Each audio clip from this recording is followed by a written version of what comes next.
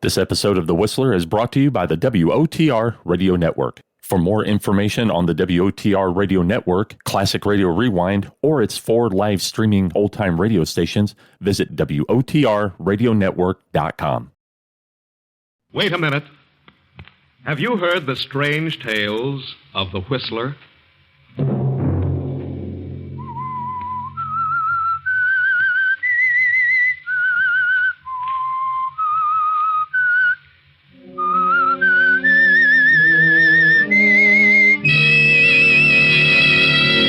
I'm the Whistler.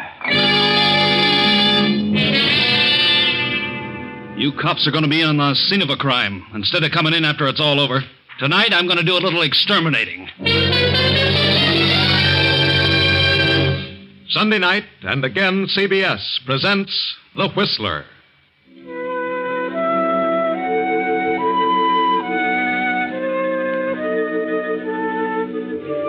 I, the Whistler, know many things, for I walk by night.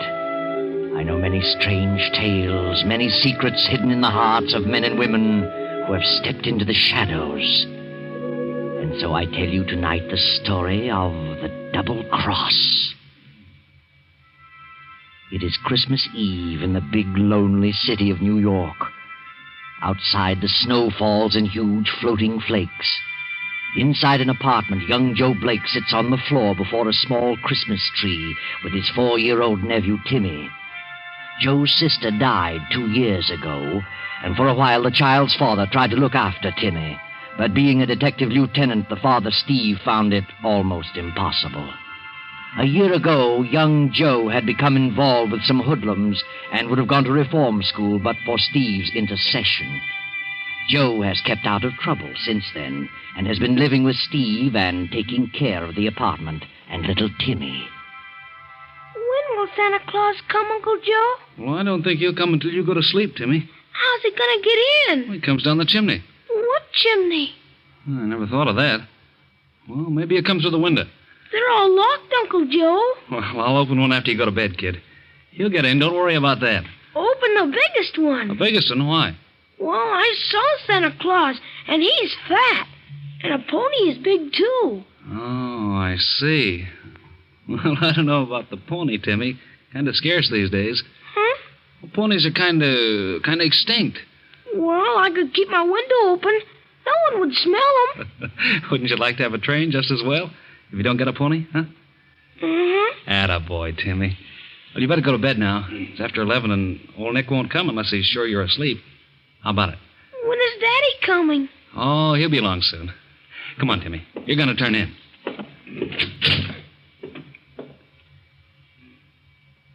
There we are. Tucked in fine. Night, Timmy. Don't forget to open the window. I won't. I'll open them all.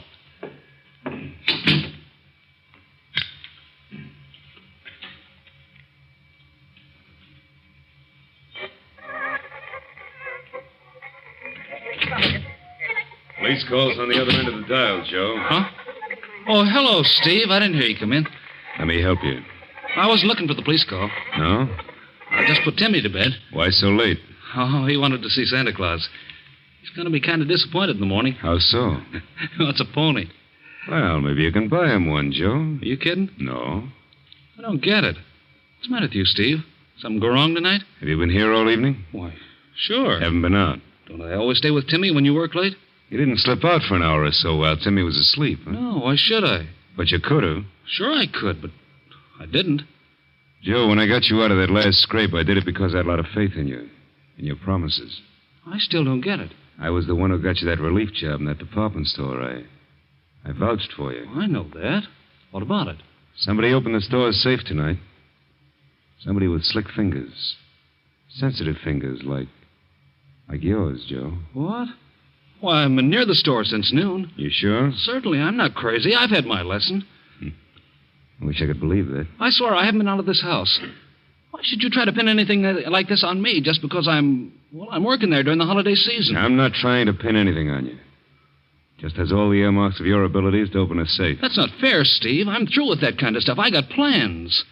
I'm going to make something useful of myself. You're sure you weren't out of this place? I swear I wasn't, Steve. I swear it. Okay. I'll take a chance on it. I'm not on the case, but I heard about it.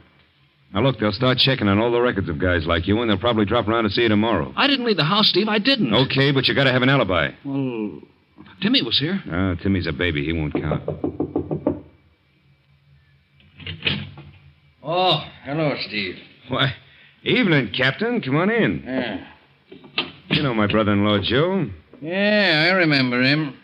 What can I do for you? Sit down. I was just ready to turn in, but sitting around reading for a couple of hours. Kind of drowsy. Yeah? How long you been here, Steve? Oh, I got off duty at 8. Been home since 8:30. Why? How long has Joe been here? Oh, he was here when I came in. He's been here all evening. Hasn't been out? Certainly not. What are you getting at, Captain? Joe's been working mornings at Shelby's department store, hasn't he? Yeah, that's right. Well, their safe was open tonight around 9:30. They closed at 7:30. I thought we'd check up on the boys with sensitive fingers. Joe? Why, he hasn't been out of the house. I'll swear to that. You will? Certainly I will. Joe's through with that kind of stuff. Yeah? Well, then how would you explain this, Steve? Why, where'd you get that cigarette case? Wait a minute. Let's see that. Sure. We found it beside the safe. Joe, this is the case your sister gave you a year before last. I had your name engraved on it. Yeah, but how'd it get there? I've never been near this store safe. No? Well, I suppose you just lost it somewhere. When did you see that case last, Joe? Oh, yeah. I had it this morning. As a matter of fact, I hadn't missed it. You expect me to believe that, Steve? No. And you expect me to believe that you were here all evening? No. You dirty little rat. You did pull that job. No, I swear I didn't, Steve. I swear it. You know what this means, Steve? You haven't been here all evening. You're lying. You're trying to furnish an alibi for Joe. Do you know what that means? Yes, I know what it means. Sneaking little crook, I believed in him. Get him out of here. Get him out before I break his neck. Steve, please listen. There'll be a hearing about you, Steve, in the morning.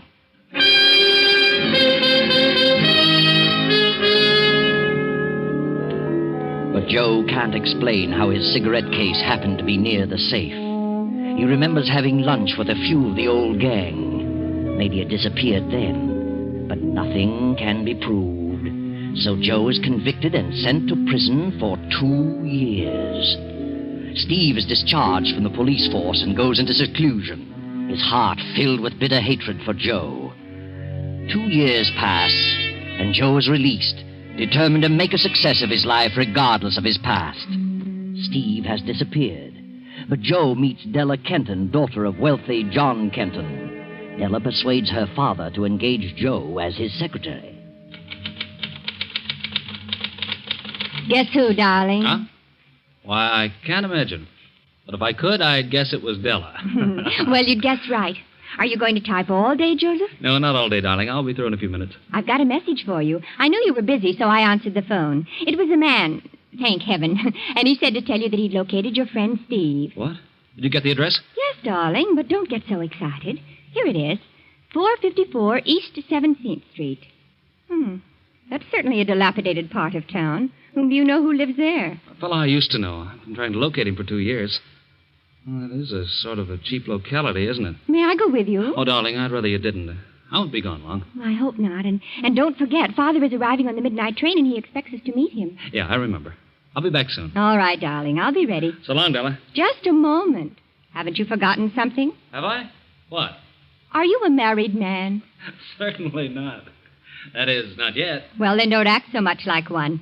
Come back here and kiss me. Oh, I'm sorry, Della, darling. I was so excited I forgot. Bye, dear. That's better. Now you can go. Go on. I won't be gone long. I hope not, because I want to talk to you about Christmas. Christmas? Yes, we're going to give a Christmas party, and I want you to help me. Oh, yes, of course, darling. I won't be long.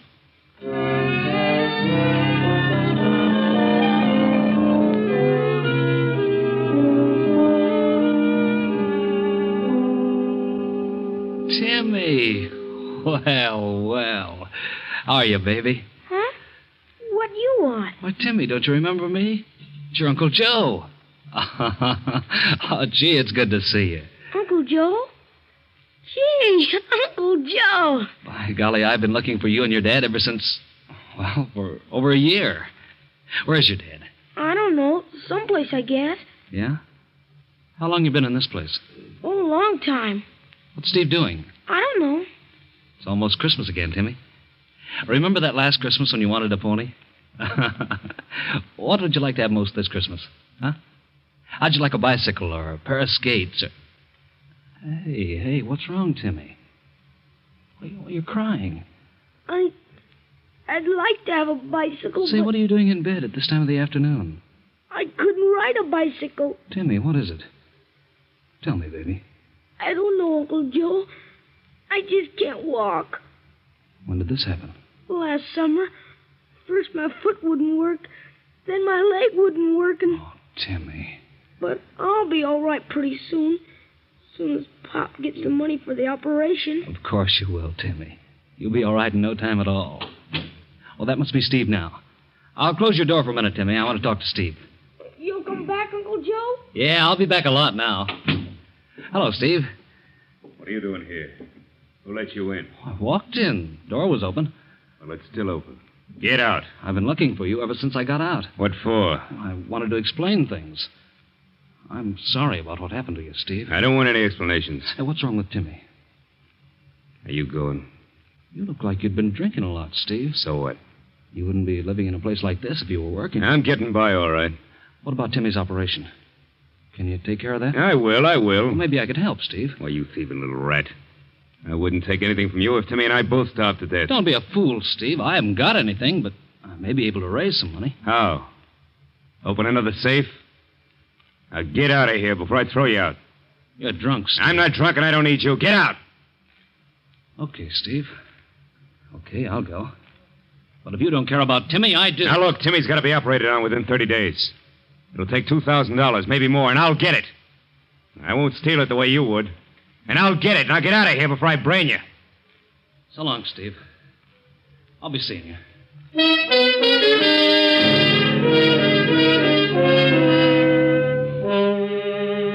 Dusk has descended as Joe leaves the cheap apartment and drives to the palatial estate of his fiancée, Della.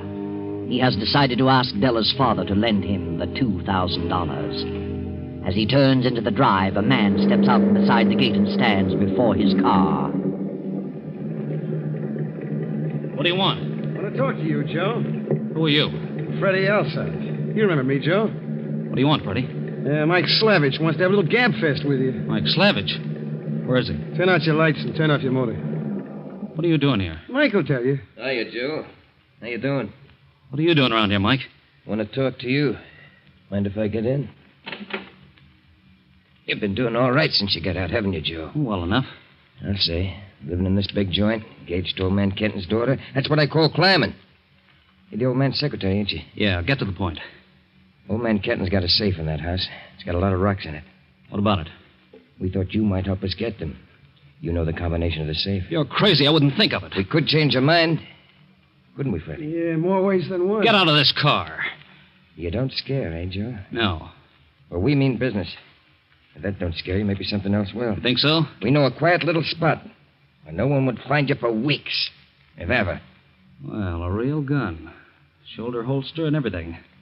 We've come a long way since we were kids, Mike. Started out with cap pistols, and now the real thing. Yep. All you do is squeeze it. It squirts lead instead of water. How far do you think you'd get if you did squeeze it? We've never been pinched yet. No record, no fingerprints, no nothing. First time for everything, huh? Cigarette, Mike? Yeah. Thanks, Joe. Oh.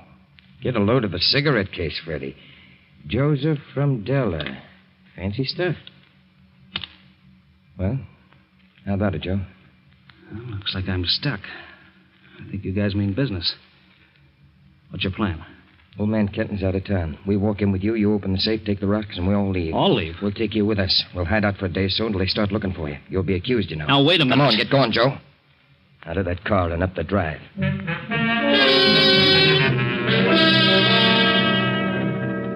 Open it up, Joe. Quit stalling. Okay. It's open. Hand me the stuff. There you are. Thanks. Now, let's go. Joseph, are you in the library? Get out there and talk to her. Tell her you're leaving town for a few days. No monkey business. We'll be watching. Yes, Della. I'll be right out. Oh, where have you been, darling? We've got to meet that train. Della, I was... I'm sorry, but you'll have to meet your father alone. I got to run out of town tonight on business. I'll be back in a few days. What? Well, when did this come up? Just a few minutes ago. I'm going to drive. Well, all right, darling, if you must. Will you be back in time for the Christmas party? I hope so, Della. Well, I'd better get to the station. The train will be in a few minutes. Yeah. Goodbye, dear. Goodbye, and take care of yourself, Joseph. I'll try, darling. As soon as she gets out the drive, we'll leave. You take my car, Freddie. I'll drive with Joe. Come on.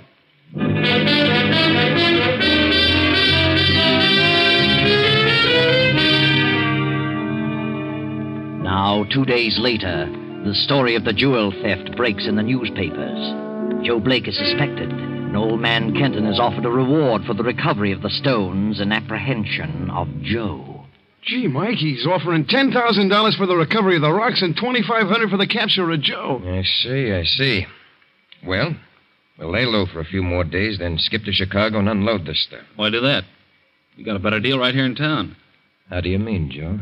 You'd make a lot more by collecting this reward than you would from a fence out of town. You mean we go back to Kenton and hand over the stuff? Why not? Not a bad idea.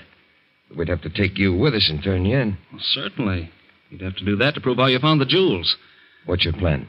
Oh, look. You guys are a couple of private detectives, and you read about the reward, see? You just happened to spot me and grab me. Brought me back to Kenton. You turn over the stuff, and he pays off. I'll make a break for the door. You got to take a few shots at me to make it look real, but you shoot wild. I get away. Then later on, when the coast is clear, I'll drop around. That leaves you in the clear, and I don't get locked up. I think it's a nutty idea. What if it don't work? Shut up. That ain't a bad idea, Joe. I'll take you up on that.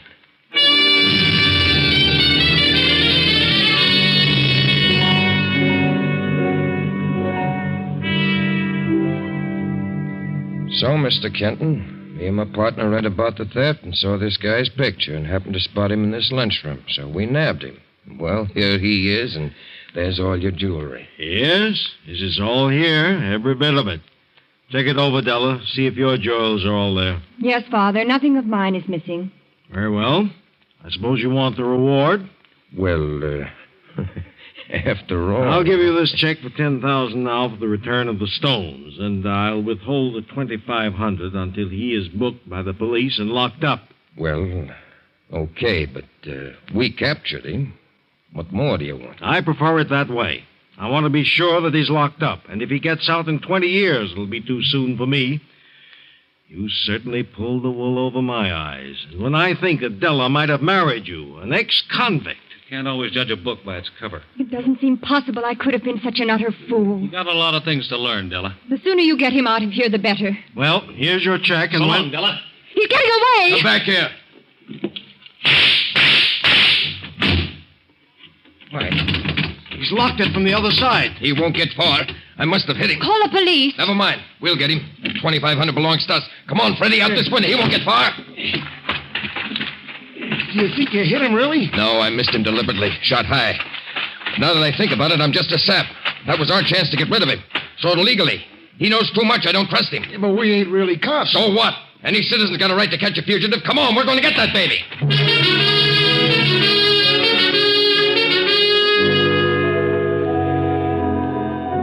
Joe makes a getaway and heads for a little hotel where he hides out for another day. Then the papers break with another story, and Kenton has increased the reward for Joe's capture. Joe studies this over for a while and realizes the possibility of Mike's double-crossing him for the additional reward. He slips out for a while, then returns to his room around 8 in the evening.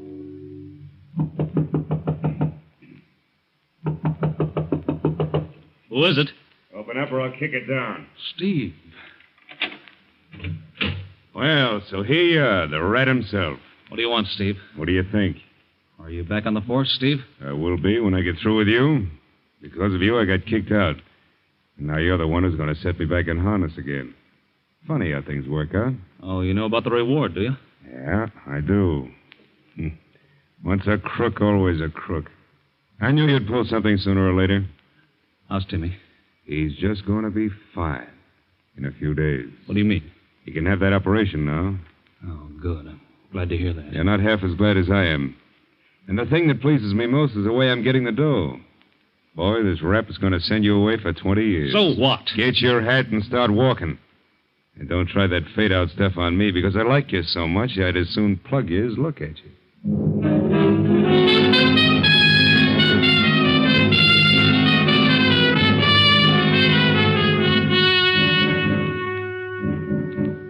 Thanks, Mr. Kenton. Thanks very much. I wouldn't have come out so soon, but, well, this money's a lifesaver. How's that, Bradley? My kid, Timmy's got to have an operation, and I didn't have a cent. Has to be done in a few days, or he won't live. Check's a real Christmas present. Mr. Bradley, what do you think they will do with Joseph? Oh, he'll get 20 years. Two-time loser. What a shame. I had a lot of faith in that boy. So did Della. I just can't understand it. There's been some others who felt that way. Well, what did he have to gain? He was engaged to Della, and he could have had everything. And he was very stupid to do what he did. What do you mean? Well, he took a chance on his life when he escaped from this room. He knew those two men had guns. Good thing for him that the big fella couldn't shoot straight. They fired at him? The big man did, as he went right through that door. Look up above the door. All 3 shots near the ceiling. Yeah. Yeah, I see. You know, I'd say there was either very good shooting or he had a gun that kicked like a mule. It wasn't a big gun. Snub-nosed revolver. Snub-nose. Not a service pistol? No, I'm sure it wasn't. I may drop in on you in a few days, Mr. Kenton. Certainly, Bradley. Anytime.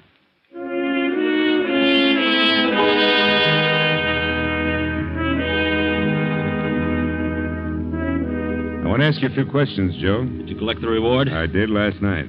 How's Timmy? He went to the hospital this morning. Oh, that's swell. Gee, I'm glad.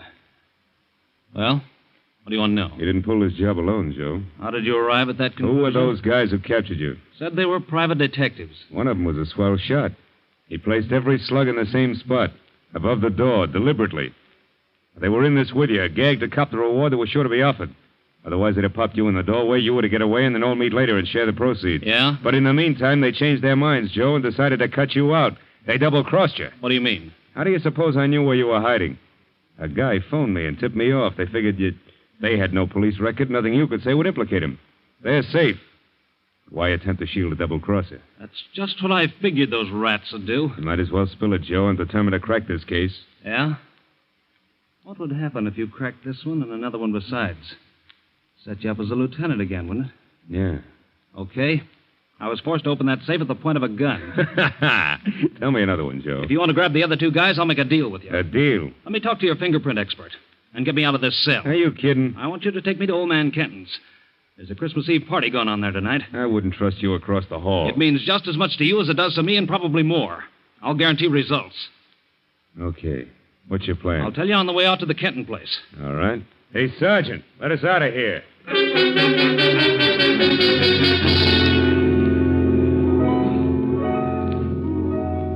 Come with me, gentlemen. Father's waiting for you in the library. Looks like you're going to have quite a party here tonight, Miss Kenton. Yeah, sure does.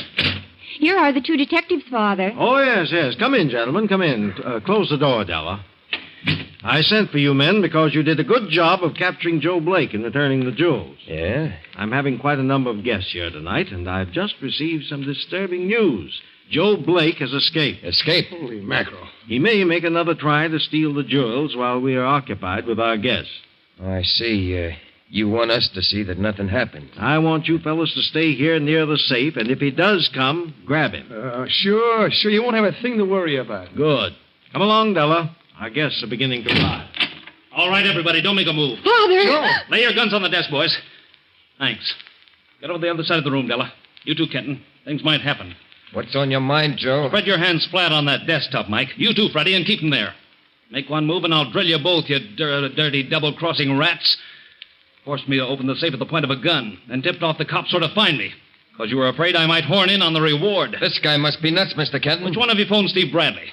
Come on. Well, I didn't, Joe. I thought you was going to contact Shut us. up, you little dope. Yeah, but he's mad, Mike. I don't want him to think I tipped the cops. Shut up. You did it, Freddie. You're the one. No, honest, Joe, I didn't. I didn't. Please, Joe. Open that safe, Kenton. I'm really taking those jewels this time. But I won't be bothered by Mike and Freddie. Joe, I didn't do it, honest. I'm going to place one right between your eyes, Freddie. Right between your eyes. Joe! He's bluffing. Don't anybody move. I'll open the door. Hello, Mr. Kenton. Hello, Bradley. We traced Joe Blake to the edge of your estate. I thought we'd better look in for... Just in time, Steve.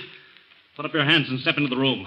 What goes on here? The cops are going to be in on the scene of the crime instead of coming in after the crime's over. I'm going to take some jewels and do a little exterminating. But first, I'm going to make these guys do a little talking. I want to know which one of you guys tipped off Steve about me. Say something, Mike. This guy's crazy. Says we made him steal the stuff. That the voice you heard on the phone, Steve? No. What have you got to say, Freddie? It wasn't me. I tell you, it wasn't. It must be him. Yeah, it certainly sounds like him. I thought so. Right between the eyes, Freddie. Please, Joe, don't. He won't shoot. Hand over that gun, Joe. Give it to me. Oh! He did it. I told you he meant it. You're crazy, Joe. You're crazy. I killed a cop, so why should I worry about killing a couple of rats like you? Start talking, Mike. Tell him you guys forced me to open that safe. You can't bluff me. There's no proof of such a thing. No? All right, Sergeant. Check Mike's fingerprints on the glass-top desk. Step on it. Yeah, sure. Mr. Kenton, look in the second drawer of the safe. You'll find my cigarette case wrapped in a handkerchief. What? By George, he's right. I put it there the night I opened the safe. Let the sergeant compare the prints with the ones on the desktop. I've been near that safe since the night the stones disappeared. What are you trying to pull, Joe? You have no police record, Mike. I didn't want you to go through life like that, so I fixed one up for you. Remember the night you forced me into this? I offered you a cigarette? Well, you got a record now, Mike. Well, Mike's prints on the desk check with the ones in the cigarette case. And how about that photo of prints you found on that safe I was supposed to have opened several years ago? You brought them along? Say, why, they're all the same. They all check. Now you guys start talking. Go on, tell it all. I'll tell nothing. I don't know what you're talking about. Right between the eyes, Freddie. Right between the eyes. Tell him, Mike. Tell him he means it. I'll tell him nothing. Joe! Well, that finishes Freddie. Are you ready to talk, Mike? Yeah, I'll talk, Joe. I'll talk. You robbed that department store. You planted my cigarette case there. You copped it at the lunchroom, didn't you? Yeah, that's right. I had nothing to do with that job. And you did force me to open this safe, didn't you? My cigarette case proves that. Yeah, that's right. I'll admit it. You're innocent, Joe. All right. There you are, Steve. You can get up now. Yeah, very nicely handled, Joe. Hey, I thought you was... I've been framed. Pour some water on Freddie. Joe was using blanks. Hey, Joe. No, Joe, I'll tell everything. Nothing more to tell, Freddie. It's all been told. Well, that certainly leaves you in the clear, Joe. And, Joe, I want to apologize for everything. Okay, Lieutenant. Apologies accepted. Merry Christmas, Joe. Same to you, Steve. And tell Timmy that Della and I will be down to see him in the morning. Well, there you are. Everything worked out very nicely, just as everything should, but seldom does. But there's something I should explain about the person who tipped Steve off as to where to find Joe. It wasn't Mike, and it wasn't Freddie. No, it was Joe himself. It was Joe who phoned Steve, knowing it would give Steve an impetus, a new start in his career of sleuthing. And it really worked. And it saved Timmy's life, and Joe's too, for that matter.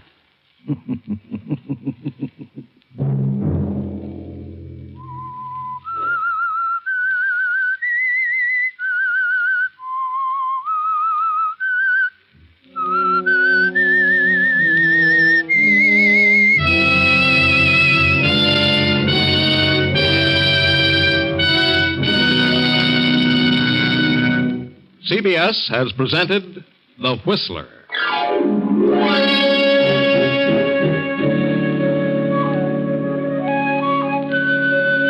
Original music for this production was composed and conducted by Wilbur Hatch.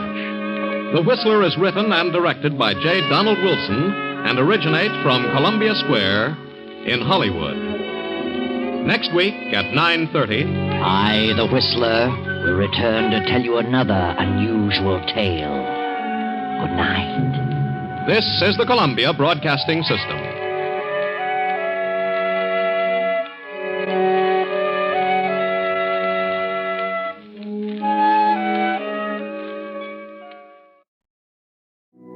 You're listening to the WOTR Radio Network.